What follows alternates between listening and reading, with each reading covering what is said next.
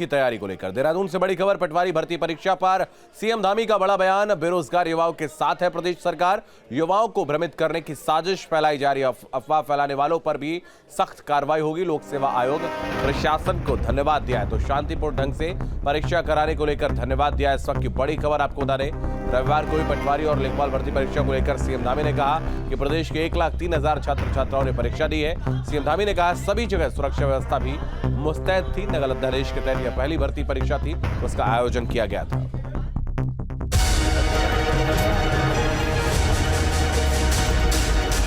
उत्तराखंड में पटवारी और लेखपाल भर्ती परीक्षा में छात्रों के बढ़ चढ़कर हिस्सा लेने से मुख्यमंत्री पुष्कर सिंह धामी काफी खुश हैं। धामी ने परीक्षा में शामिल 1,03,000 छात्रों को सरकार पर भरोसा जताने को लेकर धन्यवाद दिया। नकल अध्यादेश के तहत यह पहली भर्ती परीक्षा थी। 1,03,000 छात्र छात्राओं ने, हमारे बेटे बेटियों ने, भाई बहनों ने इस परीक्षा में भाग लिया है। मैं उन सभी को शुभकामनाएं देता हूं भविष्य के लिए। और तमाम प्रकार के मनगढ़ंत जो चीज़ें उछाली जा रही थी, स्थिति को संदेहास्पद बनाने का भरसक प्रयास किया गया। उसके बावजूद भी आयोग ने जहां और प्रशासन ने सफलतापूर्वक शांतिपूर्ण तरीके से इस परीक्षा को संपन्न किया और 1,03,000 छात्रों ने इसमें भाग लिया, जो बहुत बड़ी बात है। मुख्यमंत्री पुष्कर सिंह धामी ने कहा कि प्रदेश में युवाओं को भड़काने, भ्रमित करने और भर्ती परीक्षाओं को लेकर अफवाह फैलाने वालों के खिलाफ भी कार्रवाई की जाएगी।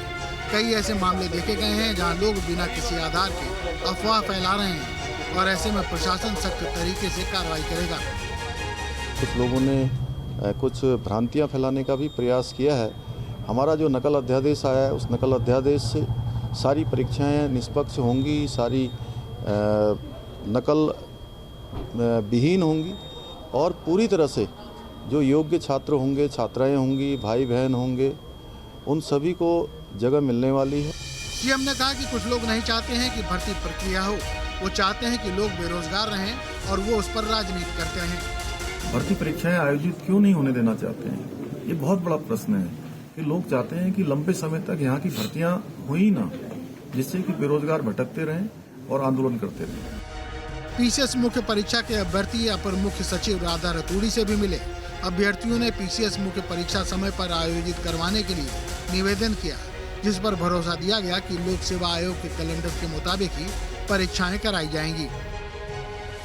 देहरादून से किशोर रावत के साथ टीम न्यूज स्टेट। तो किशोर रावत हमारे सहयोगी हमारे साथ बने हुए हैं। किशोर, आपके पास आऊंगा।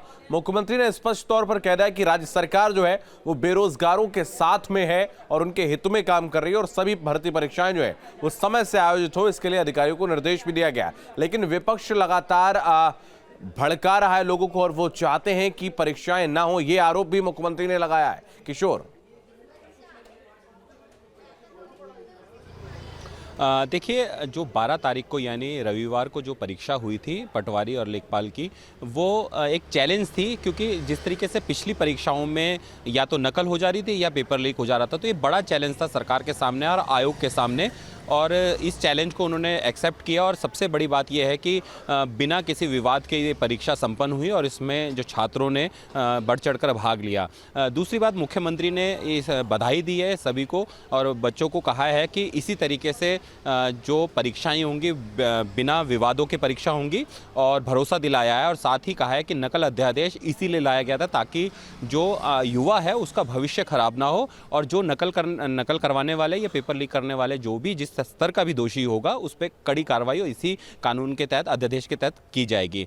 वहीं मुख्यमंत्री ने विपक्ष को भी आड़े हाथों लिया और कहा है कि विपक्ष जिस तरीके से इसमें टाल मटोल कर रहा है या फिर बीच में बार बार बयानबाजी कर रहा है, तो इससे कहीं ना कहीं वो एक तरह से युवाओं के साथ नहीं है बल्कि वो सिर्फ राजनीति कर रहा है और अपनी खोई हुई राजनीति, ये ज़मीन जो उनको लगातार बैकफुट पे ले आए, उनके पास अब इतना बहुमत नहीं है उनका कहना है, तो उसको तलाश करके इस तरीके से बयानबाजी कर रहा है। लेकिन बहरहाल एक चीज़ अच्छी हुई कि बिना विवादों के परीक्षा संपन्न हुई और लंबे समय से पिछले 1 साल से अगर देखा जाए तो हर भर्ती में यही बात सामने आ रही थी कि इस भर्ती को पेपर लीक हो गया है या फिर इससे नकल कराई गई है। तो जाहिर सी बात है, जो युवा है, जो मेहनत करता है, जो लगातार दिन रात पढ़ाई करके इस आशा में रहता है कि सरकारी वैकेंसी निकलेंगी, पेपर होंगे और वो भर्ती होगा या फिर नौकरी पाएगा, तो जाहिर सी बात है ऐसे में उनके लिए ये अच्छी बात है और ये एक बड़ा चैलेंज था जिसे सरकार ने एक्सेप्ट किया और एक नकल विहीन और जो विवादों से रहित एक परीक्षा को उन्होंने संपन्न कराया है।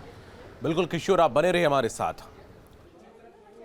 तो बुलेटिन में बढ़ते आएंगे उत्तरकाशी से बड़ी खबर। नकल विरोधी कानून के तहत पहला मुकदमा दर्ज। उत्तरकाशी में नए कानून के तहत दर्ज हुआ पहला मुकदमा। तो अफवाह फैलाने के आरोप में केस दर्ज किया गया है। भर्ती परीक्षा को लेकर फैलाई गई थी अफवाह, तो एक अभ्यर्थी और कुछ अज्ञात लोगों पर केस दर्ज किया गया है। तो उत्तराखंड में नए नकल विरोधी कानून के तहत उत्तरकाशी में पहला केस दर्ज हुआ है। ये कार्रवाई अफवाह फैलाने को लेकर हुई है।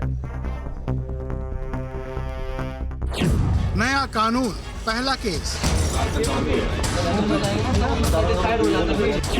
अफवाह फैलाने पर फास्ट एक्शन। सख्त कानून से सुधरेगी व्यवस्था। उत्तरकाशी में पटवारी भर्ती परीक्षा के दौरान सील खुला पेपर मिलने की अफवाह फैलाई गई। यह अफवाह एक अभ्यर्थी ने ही फैलाई। सूचना मिलते ही पुलिस ने आयोग के सदस्यों को बुलवाया और आरोप लगाने वाले छात्र की कॉपी की वीडियो दिखाई। वीडियो में कुछ भी ऐसा देखने को नहीं मिला। छात्र के सभी आरोप निराधार निकले। पुलिस ने आरोपी छात्र और अफवाह फैलाने की मदद करने वालों पर केस दर्ज कर लिया। इंस्पाइट उन्होंने गलत तरीके से भ्रामक सूचना है अपने ऑनलाइन में प्रसारित कराया, उसका उल्लंघन है, तो उसी तरह उनके खिलाफ कार्रवाई के लिए एफआईआर लिखी हुई है। अभी इन्वेस्टिगेशन जारी है। नए कानून को आज की जरूरत के मुताबिक तैयार किया गया है, जिसमें सोशल मीडिया के जरिए अफवाह फैलाने वालों के लिए विशेष प्रावधान किए गए हैं। जिस तरह से पुलिस ने आरोपों का तत्काल संज्ञान लेकर कार्रवाई की, इसी तरह का एक्शन जारी रहा तो उत्तराखंड में भर्तियों को लेकर कोई अफवाह नहीं उड़ेगी और अभ्यर्थियों का मनोबल नहीं टूटेगा। News state.